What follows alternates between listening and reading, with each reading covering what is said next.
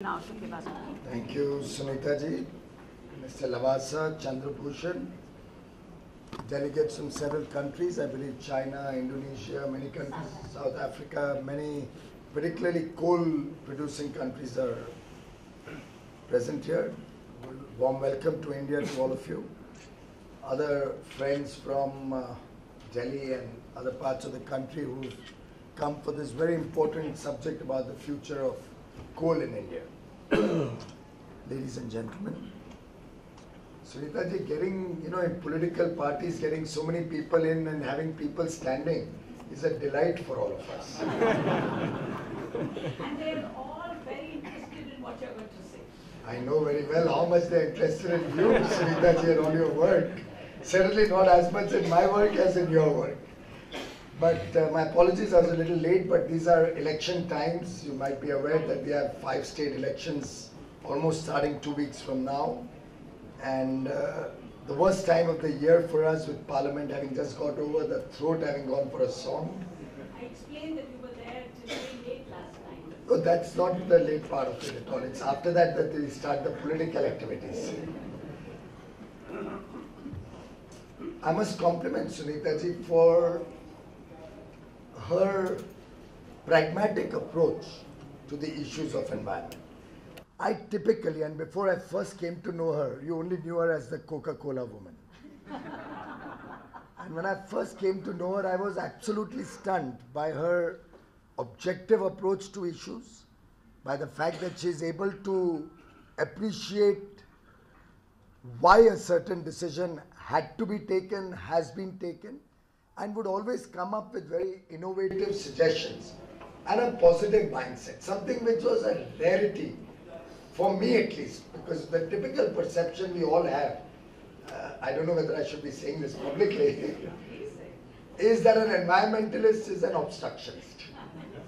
But in Sunita ji's approach, I found that she'll obstruct what is wrong, and rightly so, but she's willing to, she has a ear for a dialogue, for a discussion. In the words of a political adversary, she's ready for a conversation.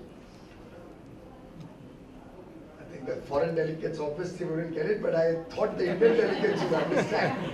But if you have not understood, I don't mind, because it only reflects that there is very little traction about what is being said by others. But I think coal for India is a lot to do with our energy security. After all, we as a nation cannot forget that there were times when in the middle of a war, Indian Defence Forces were starved of essential spare parts for our equipment.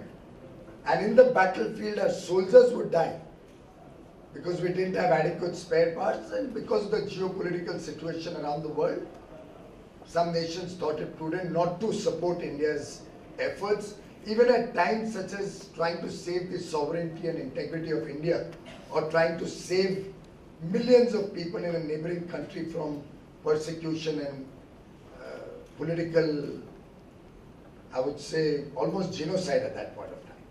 And those critical junctures also, India has suffered from obstructionist approach of certain countries, which caused us dearly, which caused our armed forces dearly, which caused our people very dearly. And therefore for us, energy security is a very critical element of whatever we will do in the days to come, as the people of India, as the government of India. And in this, all of us are together. It's not about them versus us, or one political party versus another, or environmentalists against government or power producers. It's a national commitment to become energy secure. And nobody can deny that coal, end of the day, is our domestic produce. It's something we can depend on, we can trust we will always have. The sun, wind, water are things which come because of God's benevolence. And a God of every religion gives us the sun and the wind and water. So all of these things relate ultimately to India's energy security and our ability to finally be confident that come hail or storm, if one may say, or any adversity whatsoever, India should have a system which can support the needs of the people of India in an affordable fashion, yet equally important, in a sustainable fashion. And that's the balance that Prime Minister Modi's, in his wisdom and in his commitment, has set out to do. After all, embarking on the world's largest renewable energy program and a scale-up which has never been seen in history, ever in the past, on renewables, is something which was widely criticized, not by Sunita ji, of course, but by all the economists, for its potential impact on power prices, for its potential difficulties in integrating the grid with such large volumes of solar or wind energy. And literally, Prime Minister was the sole voice at one point of time, trying to push through this agenda with all sorts of adverse comments and notes and letters, how this could have hugely damaging implications on India's power needs and on the cost of power. But as he had responded to the press during President Obama's visit, that he's not doing renewables, he's not expanding clean energy because somebody else is telling him to do it. It's an article of faith for him. He believes passionately in it. When Al Gore came out with Inconvenient Truth, then Chief Minister Modi came out with Convenient Action, 2012. Much ahead of the times. He would buy solar power when nobody else was willing to buy it, at prices which are 3 or 4 times coal-based power prices. Maybe more than 4 times, Sunita ji, at that time. But he was willing to do it because he had the vision and foresight that as we scale it up and we start getting benefits of economies of scale, as technology upgrades itself and the world sees there's potential for this industry, IP costs will come down, manufacturing costs will reduce, economies of scale will come in. That's not, of course, the subject of the day, but obviously if you do a thing honestly, that also brings down the cost significantly. And I'm delighted to share with you that imported equipment-based power, solar power, has fallen from highs as high as 17 and 18 rupees. Or even if you say before this government came in, from a 7 or 8 rupee range to 4 rupees 34 paisa to 4 rupees 63 paisa. That's the fall, almost 40% in less than 18 months. And in the last 3-4 years, if you see, almost by 75%. And it will get better and better as we go forward, as we scale up even further.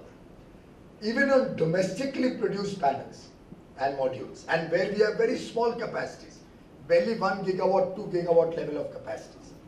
We've just had a bid, an auction, and you know, I'm infamous or whatever it is for being the auction guy. Everything we do is through a transparent bidding process, equal opportunity for everybody in this room or anywhere. And people can bid sitting in San Francisco for all I care. Anywhere in the world, they are welcome to come in and participate. Even with domestic equipment of such small production capacity, we got a price as low as 5 rupees 6 paisa and 5 rupees 7 paisa. From a time where people used to almost write off our domestic manufacturers. I'll soon be coming out with a policy to further support and encourage domestic manufacturing. And we want to be self-sufficient even in our equipment production. For solar equipment, wind, we are already in fact not only self-sufficient, we are exporting to the rest of the world. And very soon I do hope to come up with a more, you know, my process is slow. I'm a very, very slow learner. So I take a long time to study it and get into micro details to the point of frustration for my officials. In fact, I think when I call people for a meeting, they immediately know that let's tell the wife that we are not coming home for dinner. My wife has given up on me in any case. But breakfast time is always her time, by the way. But I do appreciate what Sunita ji said. We have to balance growth with environment.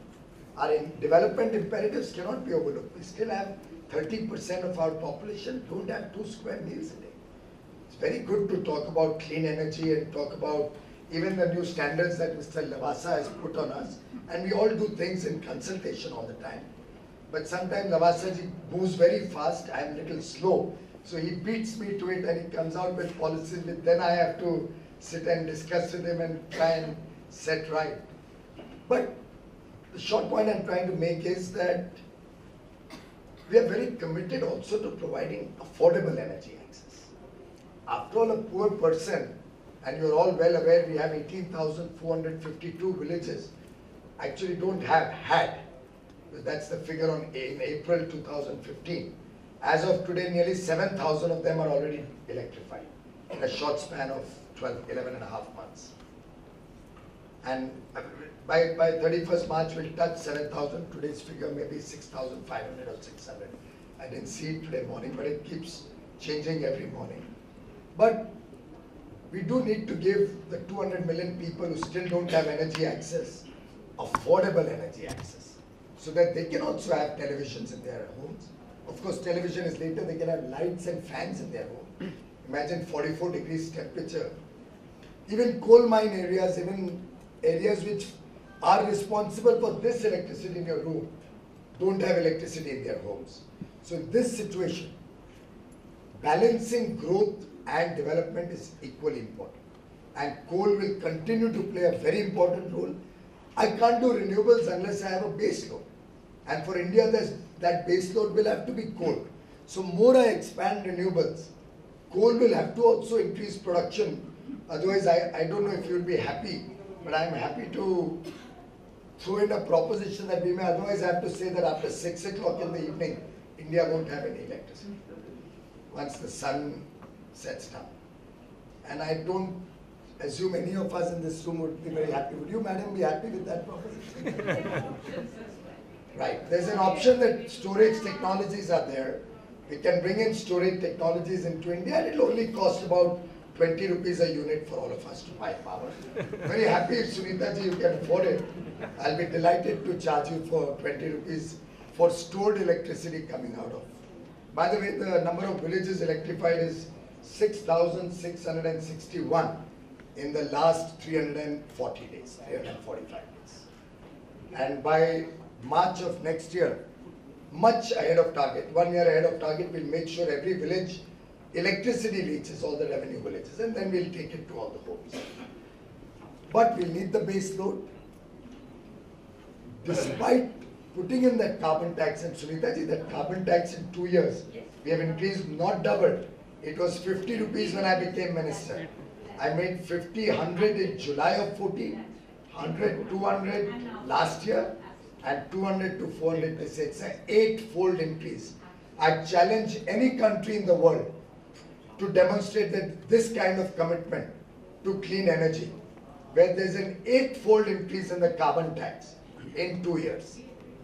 And all of that money will go to clean environment, not to his ministry, ma'am, but for renewable energy.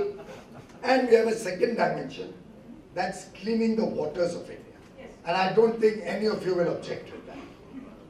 After all, don't we need our rivers to be clean up? That's the water that ultimately people of India are drinking. You can go ahead.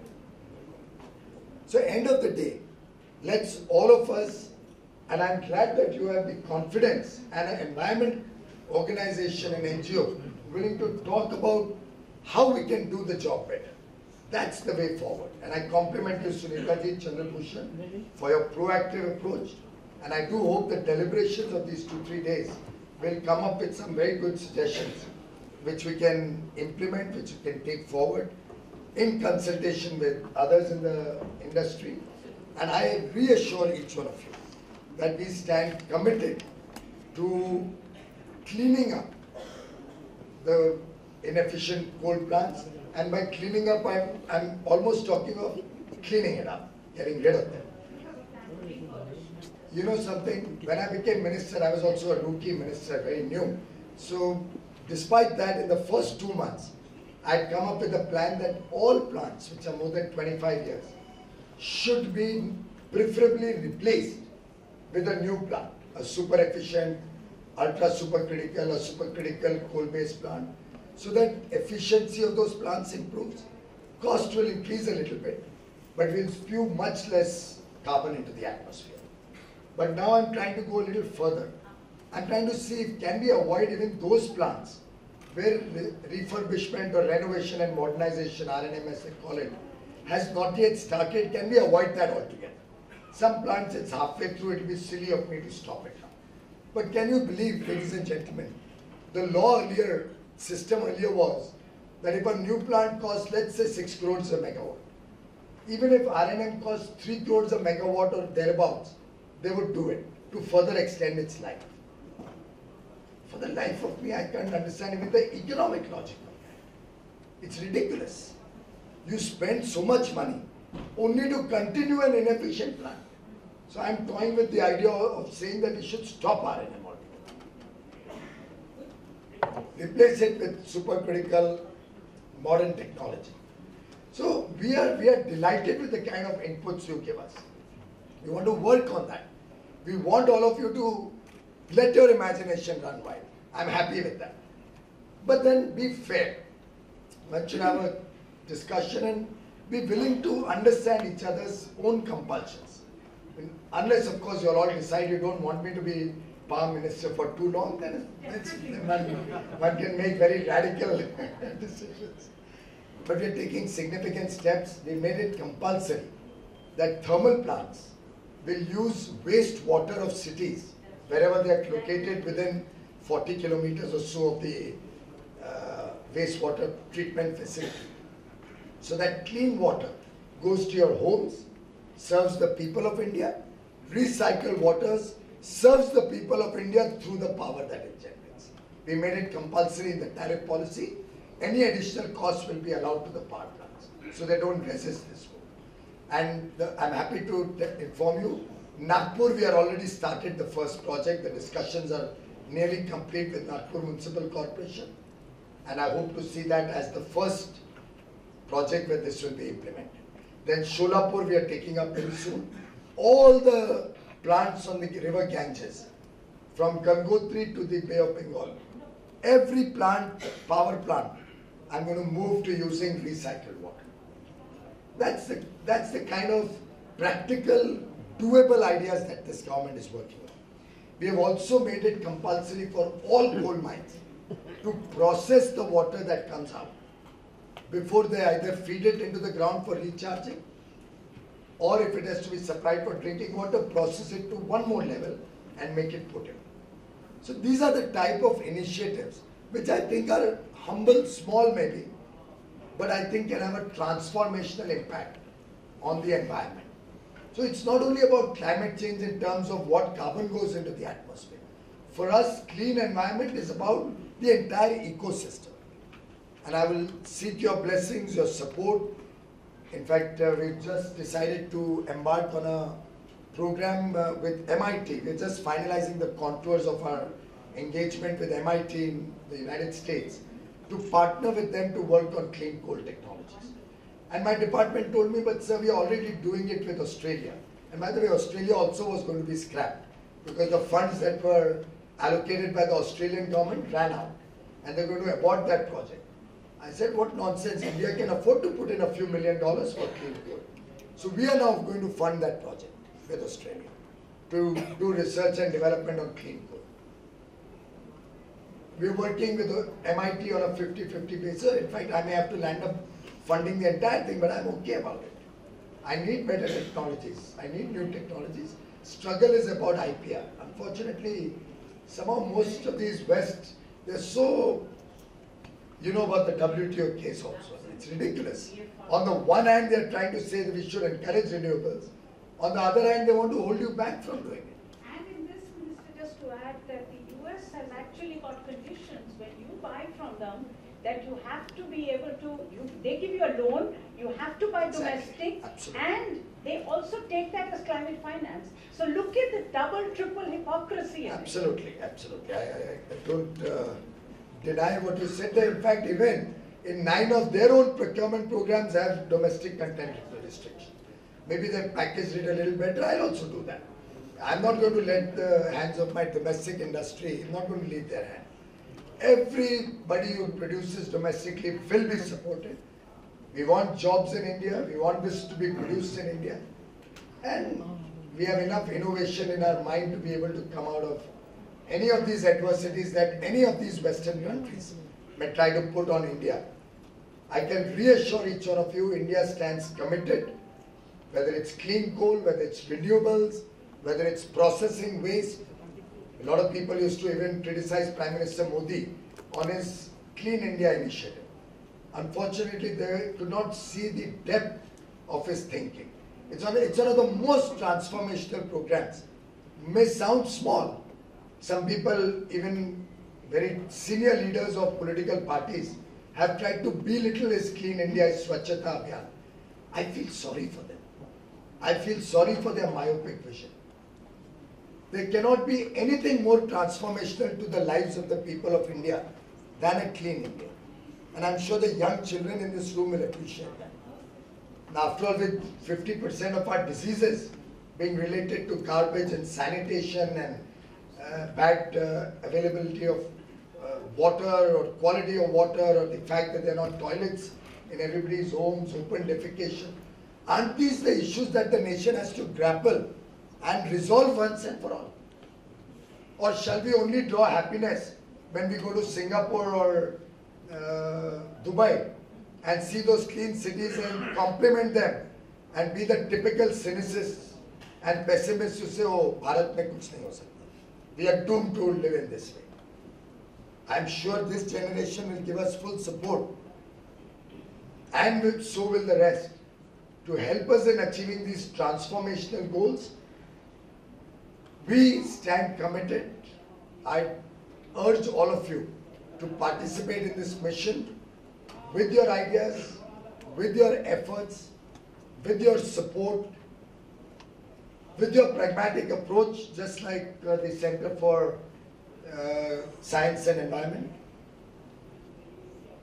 And I'm sure that if we work together as a team, if we work together for the people of India, there's no power on earth which can stop us from achieving the twin goals of development and sustainability, clean environment.